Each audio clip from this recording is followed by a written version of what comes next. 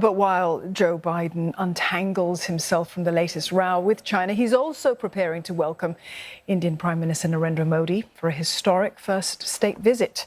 The White House describes ties between the US and India as, quote, one of the defining partnerships of our age.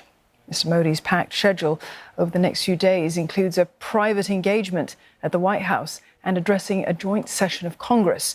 That's one of the highest honours Washington accords to foreign dignitaries.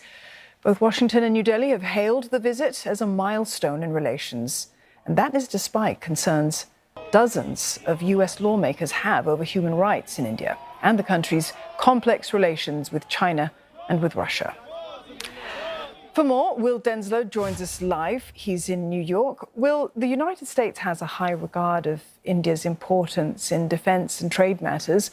But during those talks with the Indian Prime Minister, how will Mr. Biden handle India's so-called strategic autonomy in regards to its other international relationships?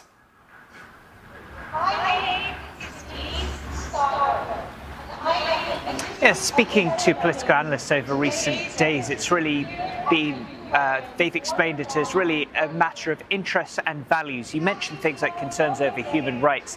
That is a value matter that, of course, the two sides will have some difficult conversations on. However, the wider belief is that the US can certainly decouple some of these issues and focus instead more on the interests and what more can be done to foster those relations. Of course, there are plenty of shared interests between the world's two oldest democracies. One, of course, is countering what is seen by both sides as China's growing influence in the Indo-Pacific. So they're certainly seen as opportunity, especially when it comes to sectors like defense. The US and India are very much hoping to get a couple of deals over the line when it comes to drones as well as jet engines.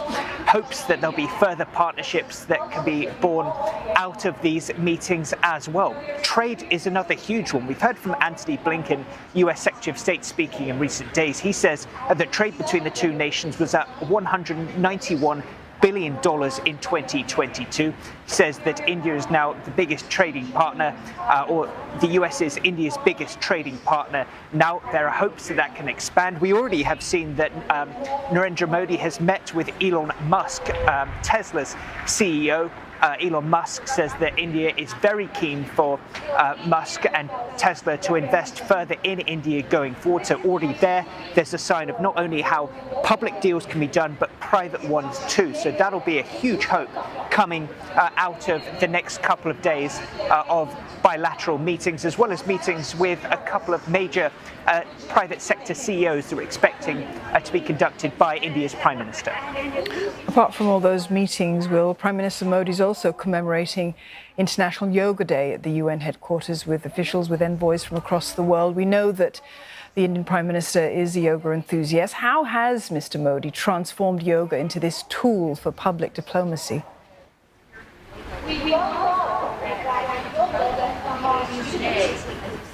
Don, you might be wondering why there's a sea of yellow behind me. It's not the yellow brick road, it's actually a sea of yoga mats. Of course, in just a few moments' time, we're expecting Narendra Modi to kick off a yoga session here at United Nations headquarters, where I'm speaking to you from. Now, of course, at the UN, any talk of a warrior pose might be frowned upon.